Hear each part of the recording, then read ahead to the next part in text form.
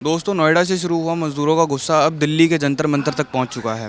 कहीं तोड़फोड़, कहीं पुलिस एक्शन और अब स्टूडेंट के साथ साथ पॉलिटिकल और वर्कर ग्रुप भी इस मूवमेंट में शामिल हो गए हैं। यहां पर सीपीआईएम, आरएसपी जैसे संगठन के लोग भी मौजूद हैं और जो इस प्रोटेस्ट को सपोर्ट कर रहे हैं। पिछले दिनों एनसीआर के नोएडा और हरियाणा के मानेसर में जो हुआ उसने सबको हिला के रख दिया है। 13 अप्रैल के आसपास नोएडा के इंडस्ट्रियल एरिया सेक्टर 60 फेज़ 2 में प्रोटेस्ट वायलेंट हो गया। पत्थरबाजियाँ, गाड़ियों को आग लगाना, फैक्ट्रीज में तोड़फोड़, 100 से ज़्यादा इंडस्ट्रियल यूनिट्स डैमेज हुए, 300 से ज़्यादा लोग अरेस्ट और डिटेन किए गए। लेकिन सबसे बड़ा सवाल, क्या ये सिर्फ 26,000 मिनिमम वेजेस की डिमांड है या फिर पूरे लेबर सिस्टम के खिलाफ एक बड़ी लड़ाई बन चुकी है? अब सबसे इम्पॉर्टेंट बात आती है पैसा। यूपी नोएडा रीजन में revise minimum wage approx 13,790 unskilled labour के लिए, 15,060 रुपये सेमी स्किल्ड लेबर के लिए, 16,868 स्किल्ड लेबर के लिए। पर इस प्रोटेस्ट में वर्कर्स का कहना है कि महंगाई के हिसाब से सैलरी अभी कम है और ओवर टाइम और जॉब सिक्योरिटी की इशू ज़्यादा हैं।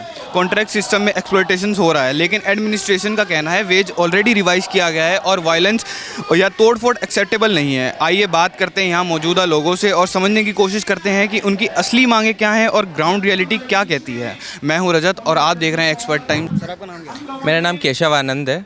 मैं आदित्य आनंद का भाई हूँ।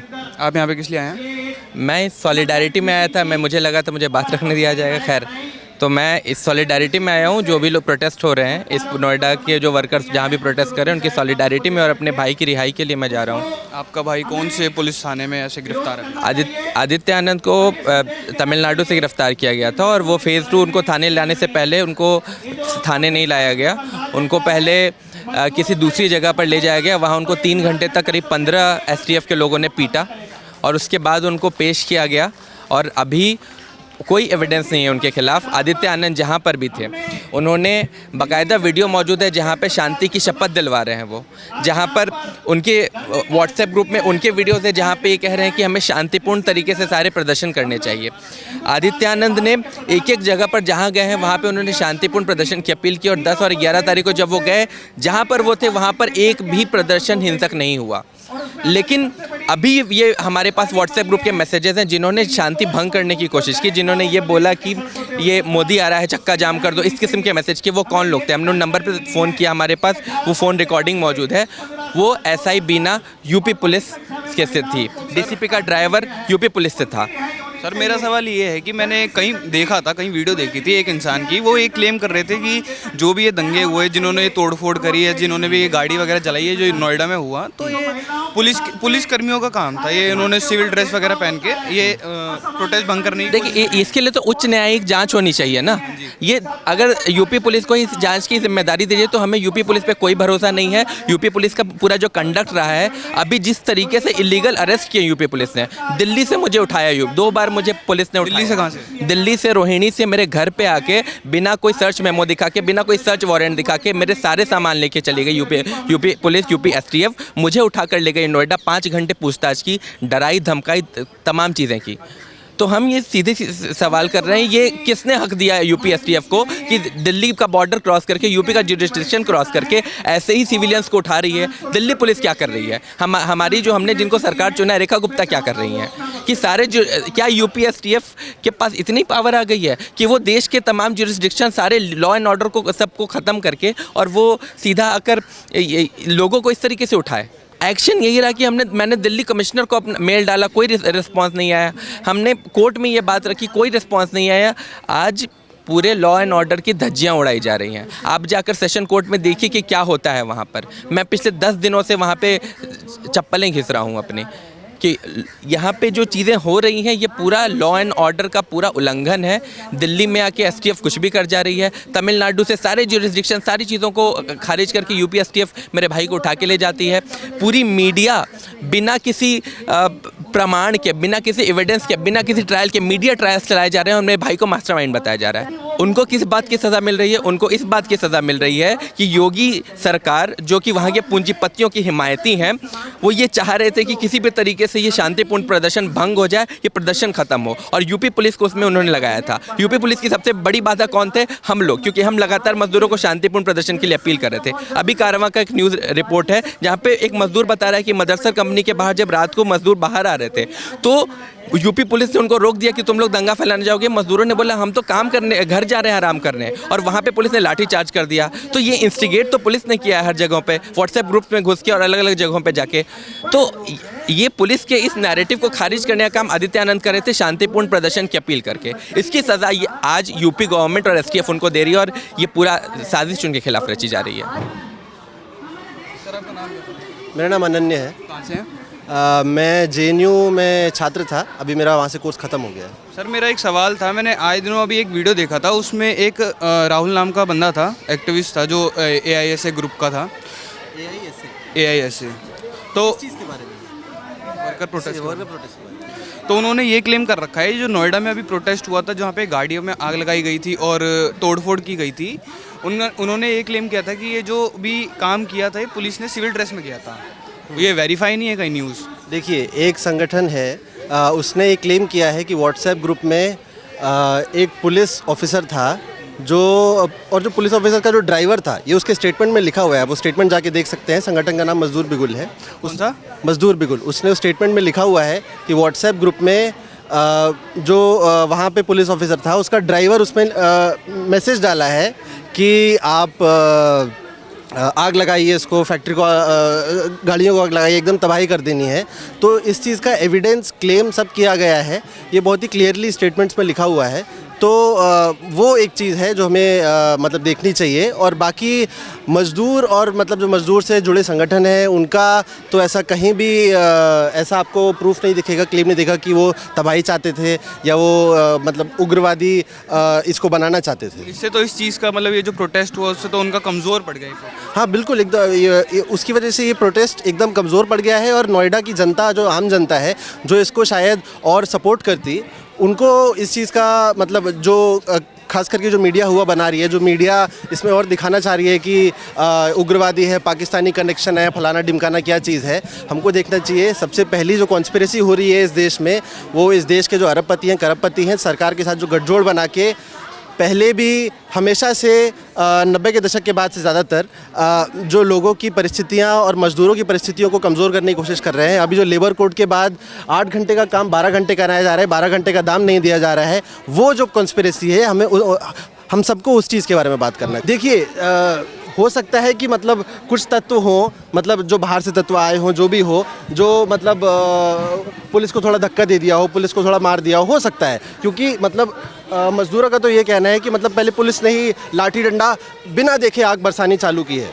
और मतलब वो महिलाओं को जिस तरह से मारा गया, सबसे पहले मदरसन जो कंपनी है वहाँ पे मतलब जिस तरह से महिलाओं को मारा गया, वो उसको देख के काफ़ी मज़दूर मतलब आग बबूला हो गए। उससे देख के बहुत गुस्सा आया। जब आप अपने जीने की परिस्थितियों की बेसिक चीज़ों के लिए आप मांग कर रहे हैं, उस पर आपके आके जब सिर्फ आप पे नहीं, आपके पूरे परिवार पे जब इस तरह का आक्रमण हो एक पुलिस द्वारा जो आपके रक्षा के लिए बनी हो, तब इंसान अपनी रक्षा के लिए कुछ ना कुछ तो करेगा। तो फिर नहीं, मैं जस्टिफाई नहीं करता हूँ अगर मज़दूरों ने आगजनी की है, पर बात यह है कि मज़दूरों ने आगजनी की है, इस बात का कोई एविडेंस ही नहीं है। एविडेंस इस बात का है कि पुलिस ऑफिसर का जो ड्राइवर है, उसने व्हाट्सएप ग्रुप में लिखा है, और कुछ बाहर के तत्व हो सकते हैं। मतलब हमारा ये मानना है कि अगर पुलिस अगर कह रही है कि मज़दूरों ने आगजनी की है, मज़दूरों ने तबाही की है, तो आके उसका एविडेंस दे। और अगर ऐसा हुआ है तो उन तत्वों को, उनके खिलाफ जो भी प्रोसीजर है वो होना चाहिए। पर साथ ही साथ जो पुलिस ने जिस तरह, और ये तो आप कह रहे हैं कि 600 लोगों को डिटेन किया है, हमारे हिसाब से 1500 लोगों को डिटेन किया है। एक CPM की फैक्ट फाइंडिंग कमेटी है, उसके हिसाब से 1500 मिनिमम लोगों को इलीगली डिटेन कर रखा है। तो ये जो पुलिस है, ये जो योगी सरकार है, जो इलीगली डिटेन कर रही है, जो कानून के विरुद्ध जाके, कानून के खिलाफ जाके कर रही है, इनके खिलाफ कौन एक्शन लेगा? इनको जेल में कौन डालेगा? ये फेलियर सबसे पहले कंपनियों का है और सरकार का है, दोनों के गठजोड़ का सबसे बड़ा है। क्योंकि सरकारें हैं वो यही चलाते हैं, इनके कहने पे वेज बढ़ती है, कम होती है, इनके कहने पे वेज नहीं कम होती है। जब इनको लगता है कि ये अपना उत्पादन नहीं कर पाएंगे और ये प्रोटेस्ट बढ़ती जा रही हैं शहर से शहर, जगह से जगह, जब ये प्रोटेस्ट बढ़ती जा रही हैं, तब इनको लगा कि हमें वेतन थोड़ी सी बढ़ानी पड़ेगी ताकि कम से कम वर्कर जी पाए। जब आपका सिलेंडर जब 4000 का हो गया, जब 1 किलो 400 रुपये का 1000 रुपये का आ रहा है, तो कैसे कोई इंसान मतलब सर्वाइव कर पाएगा? सर ये जो प्रोटेस्ट है सिर्फ वेजिस का है या लेबर कोड्स पे भी है? ये प्रोटेस्ट लेबर कोड पे भी है, पर आप देखेंगे अगर मतलब जो मजदूर जो प्रोटेस्ट किए हैं वो ज़्यादातर किसी संगठन से जुड़े हुए नहीं थे। वो अपने दिनचर्या अपनी मतलब दिन से दिन अपना दिन निकालने की कोशिश करते हैं, और उन्होंने अपने जीवन में जो दिक्कतें देखी, खास करके जो महंगाई की वजह से, जो एलपीजी की वजह से, वो उनका जो गुस्सा निकल के आया है वो उस चीज़ की वजह से निकल के आया है। हमारा ये मानना है कि ये जो पूरी प्रोटेस्ट हुई है ये, और मतलब और भी बहुत सारी जगह, सूरत, पानीपत, सिंगरौर, कई सारी जगह जहाँ पे प्रोटेस्ट चल रही हैं, और इन सब का एक बहुत ही क्लियर षड्यंत्र है सरकार का।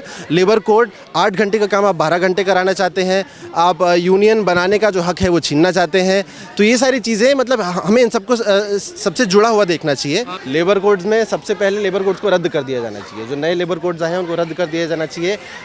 हर मज़दूर को अपना यूनियन बनाने का अधिकार होना चाहिए। सबसे पहले 26,000 का न्यूनतम वेतन होना चाहिए हर महीने का हर मज़दूर को, और किस तरह कोई फैक्ट्री चलती है उसमें हर मज़दूर का कुछ से होना चाहिए। उनको अपनी बात रखने का हक होना चाहिए। जब मज़दूर अपना उद्योग चलाएंगे तभी कुछ फ़र्क आएगा। और ये सिर्फ हवा में बातें नहीं हैं, बहुत देशों में बहुत जगह ये सब किया भी गया है, और वहाँ पे मतलब मज़दूर और आम जनता बहुत अच्छे से रहती है। यहाँ पे उनको जानवर की तरह ट्रीट किया जा रहा है। और बात सिर्फ वेतन की नहीं है, बात इनका जो कॉरपोरेट घराने हैं, इनके जो सामंती विचारधारा है, जो सामंती इनकी सोच है, उसकी तरह से मतलब जानवरों की तरह ट्रीट किया जाता है मज़दूर को। मज़दूरों को ये बोला जाता है कि आप यहाँ से नहीं रहिए, आप हमारी बात सुनिए, आपका शोषण होगा तो आप सही है, नहीं तो आप यहाँ से जा सकते हैं।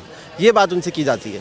ये जो मदरसन कंपनी है उसका जो CEO है वो 62,000 करोड़ का मालिक है, और उसके जो मज़दूर हैं जो उसके लिए इतना धन दौलत पैदा करते हैं, वो 10,000 महीने का भी उनको वेतन नहीं मिल पाता है, वो भी उनको महीनों लेट मिलता है। देखिए श्रम अगर किसी भी समाज में, किसी भी देश में अगर कुछ बनता है तो उसके पीछे श्रम होता है।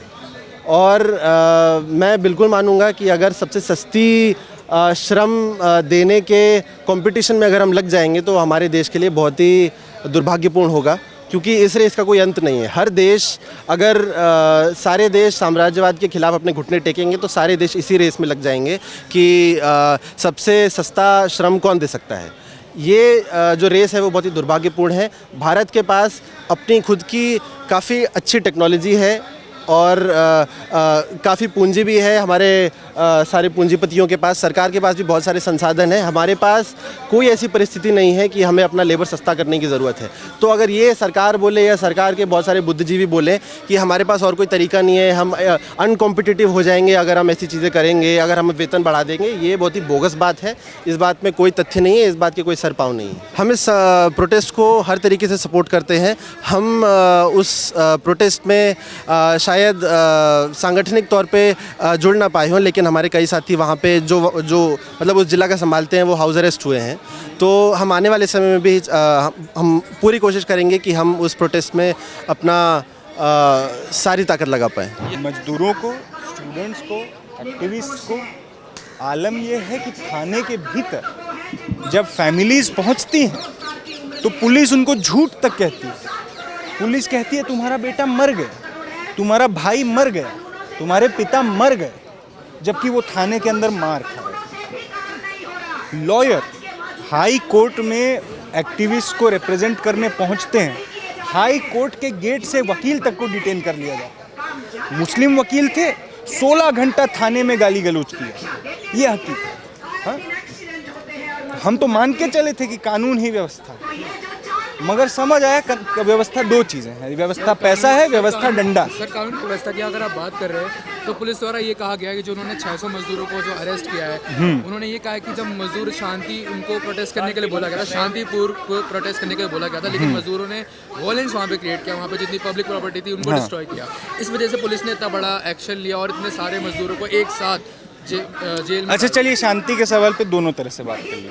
पहला तो ये कि मीडिया भी लगातार बोल रही है अशांति हो गई, अशांति हो गई।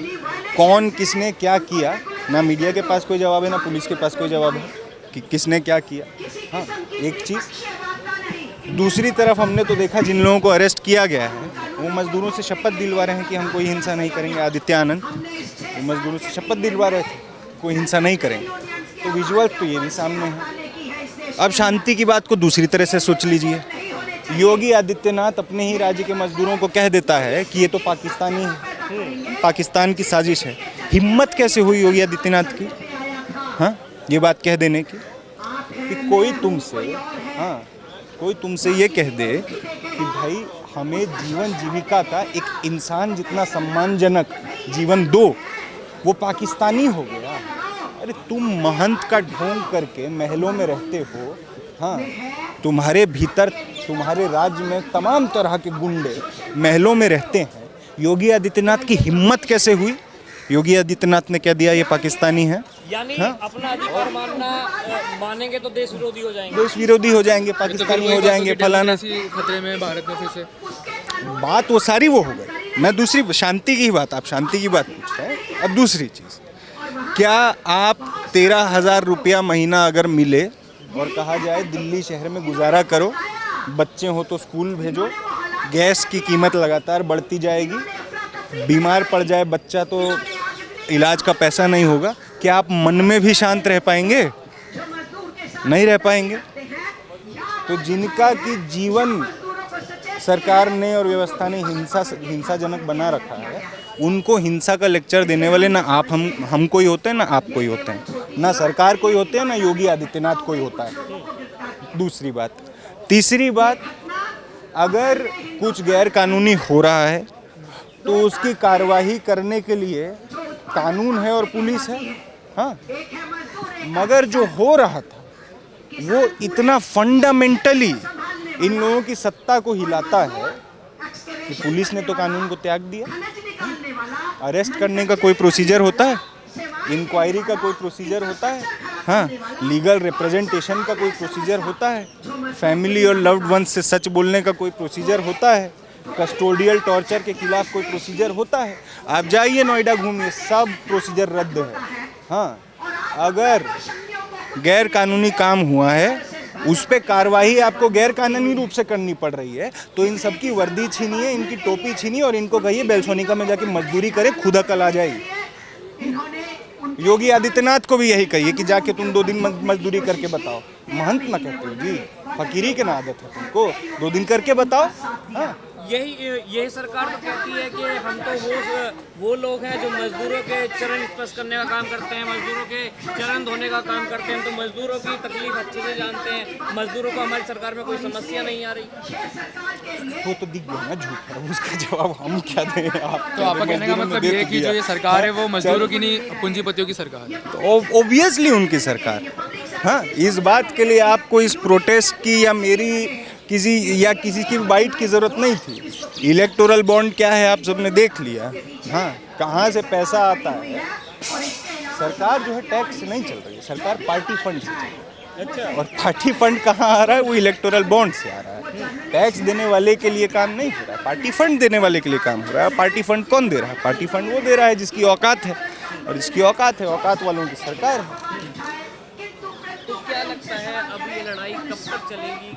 क्या लगता है कब तक डेमोक्रेसी में मजदूरों को इसी तरह दबाया जाएगा? देखिए, जब तक इस तरह का जब तक कि क्या कहिए संविधान इन सब को सुपरसीड कर जाएगा, पैसा और डंडा, तब तक ये लड़ाई चलेगी। क्या जो अधिकारी जिनको कहता है अधिकारों की रक्षा करते हैं, क्या वही अधिकार खत्म करने पे लगे हुए हैं आम जनता के? अधिकारी अधिकारों की रक्षा मतलब अपने अधिकारों की और अपने उसकी तो रक्षा कर ही ले रहे हैं। पुलिस को तो हम देख ही रहे हैं। ये तो हमने कभी नहीं देखा जिस तरह की इलीगैलिटी फिलहाल यूपी पुलिस ने मचा रखी है कि लॉयर को रिप्रेजेंट भी नहीं आप करने दे रहे, लॉयर तक को डिटेन कर ले रहे हैं। ये भीषण युद्ध अगर पुलिस खुद छेड़े रखना चाहे तो छिड़ा रहेगा। मजदूरों के हाथ में तो और कुछ नहीं है, उनकी लड़ाई है। हम जैसे कुछ लोगों का साथ है, हम जैसे कई लोगों के साथ है। मेरी गुजारिश और अपील इतनी है कि मजदूरों की लड़ाई में एक साथ आएँ और वो लड़ाई कैसे लड़नी है उस पे लेक्चर ना दें। तो सर मेरा एक और सवाल था आपसे कि जो यूपी पुलिस का जो इसमें एक्शन देखा जा रहा है, लोग इस पर काफ़ी सवाल उठा रहे हैं, पर यूपी पुलिस कह रही है कि उन्होंने जो भी करा कानून के अनुसार करा। इस पर आपका क्या कहना है? तो वो तो मैंने सब बताया ना कैसे सब गैर कानूनी किया है। अब बाकी चीज़ें तो यूपी पुलिस खुद उसको कटघरे में खड़ा करिए और पूछिए ये चीज़ कि कैसे 600 लोग अरेस्टेड हैं। 600 लोग अरेस्टेड हैं, उनका पेपर वर्क तक दिखा दे यूपी पुलिस आज के समय पे तो हम बताएं। वो तक नहीं हो रहा है। उनके परिवार वाले आपको बताएंगे, झूठ बोला जा रहा है कि मर गया है।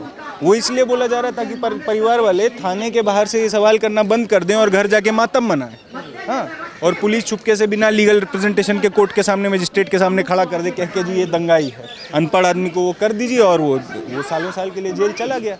हाँ, तो ये इलीगैलिटी क्यों हो रही है, ये तो यूपी पुलिस से पूछा जाए। दोस्तों फिलहाल जंतर मंतर पर प्रोटेस्ट जारी है और आने वाले दिनों में ये देखना होगा कि ये प्रोटेस्ट किसी सॉल्यूशन तक पहुंचता है या और ज़्यादा एस्केलेट होता है। आपका क्या कहना है, क्या ये जेन्युइन मजदूरों की लड़ाई है या इसमें पॉलिटिक्स भी शामिल हो चुका है? कैमरा पर्सन गौतम के साथ मैं हूं रजत, आप देख रहे हैं एक्सपर्ट टाइम्स।